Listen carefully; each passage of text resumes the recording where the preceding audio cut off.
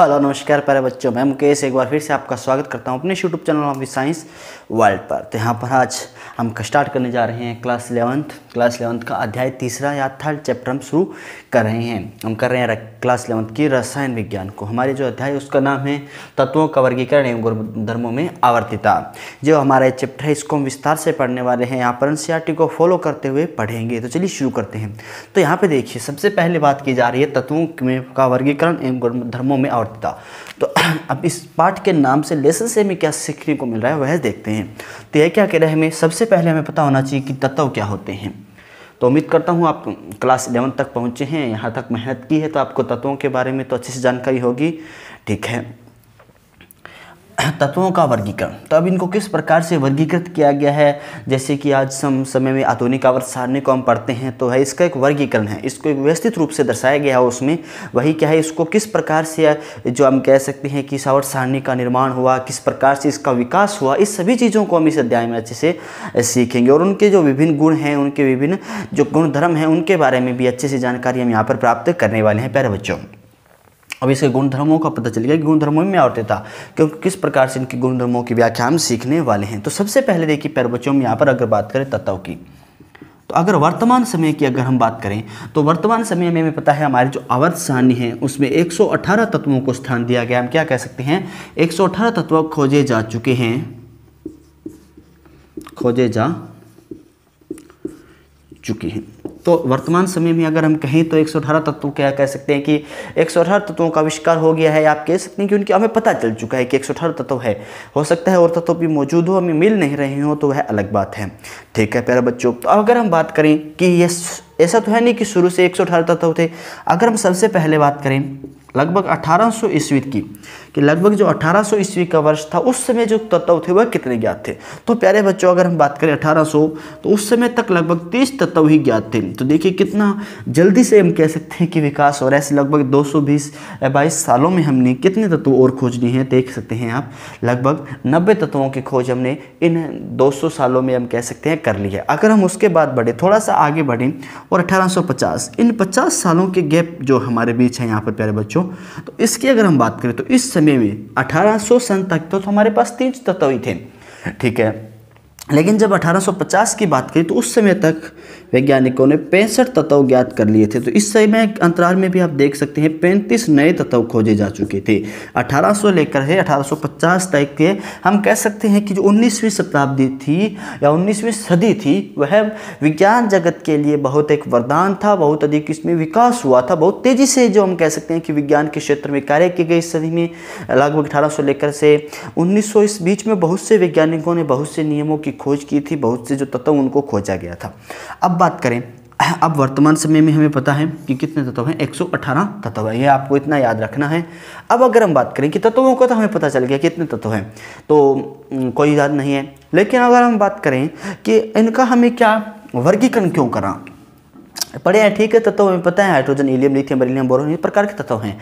तो इनका हमने एक निश्चित रूप से वर्गीकरण क्यों किया, इसको समझते हैं। तो इसको लिख लीजिए पहले आप अगर लिखना चाहते हैं तो। ठीक है,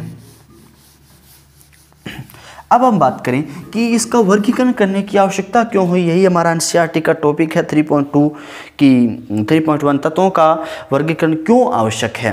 3.1 हमारा टॉपिक है कि तत्वों का वर्गीकरण क्यों आवश्यक है। इस बात पे आज हम ये जो आज की क्लास है वो छोटी सी एक इंट्रोडक्शन क्लास रहने वाली है।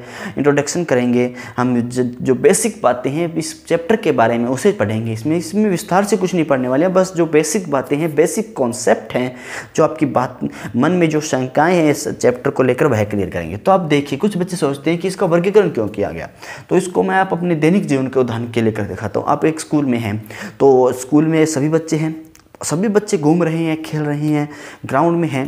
ठीक है, हाफ टाइम का समय है तो सभी बच्चे खेल रहे हैं। तो आपको वहाँ पर अगर एक निश्चित बच्चे की खोज करनी हो तो क्या उसे जल्दी से खोज पाएंगे आप। आपको कहिए कि आपका नाम मान लीजिए XYZ कुछ भी है, तो आपको X को खोजना है, तो आप इसे कितनी आसानी से खोज पाएंगे प्यारे बच्चों, नहीं खोज पाएंगे। अगर आपको कह दे क्लास में रूम में बैठे हुए सभी बच्चे, विद्यालय हैं वह चल रहा है अपना, अगर आपको कहें कि आपको एक X नाम का बच्चा है, कक्षा 3 में है, कक्षा 3 के दूसरे वर्ग में वह पढ़ता है, तो आप उसे खोजिए। तो आप क्या करेंगे, सीधा आप कक्षा 3 में जाएंगे, वर्ग उसके सेकंड में जाएंगे और उस बच्चे को आसानी से खोज लेंगे।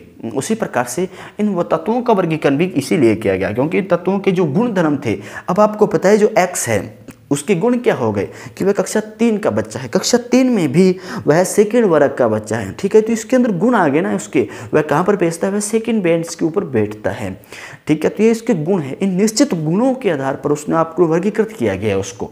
तो आप इस निश्चित गुणों के आधार पर उसकी पहचान है वह बड़ी आसानी से कर सकते हैं प्यारे बच्चों।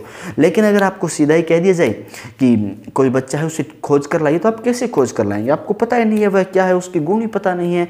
तो उनके गुणों के अनुसार उनको एक निश्चित स्थान दिया गया, उसी के अनुसार उन्हें व्यवस्थित किया गया है प्यारे बच्चों।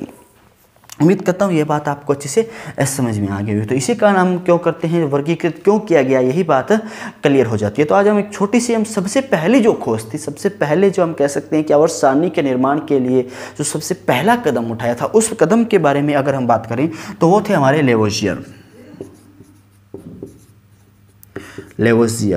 जो हमारे लेवोजियर थे, उन्होंने क्या किया, उन्होंने भी जो आवर्त सारणी के निर्माण के लिए हम कह सकते हैं कि सबसे पहला कदम उठाया। तो लेवोजियर के अनुसार आप लिख सकते हैं, लेवोजियर के अनुसार अब इन्होंने क्या किया, इन्होंने जो उस समय तक जितने भी तत्व आप ज्ञात थे कह सकते हैं, तो उन्होंने क्या किया, उनको दो प्रकार से वर्गीकृत करने की कोशिश की। उन्होंने उसको धातुओं और अधातुओं में वर्गीकृत किया था।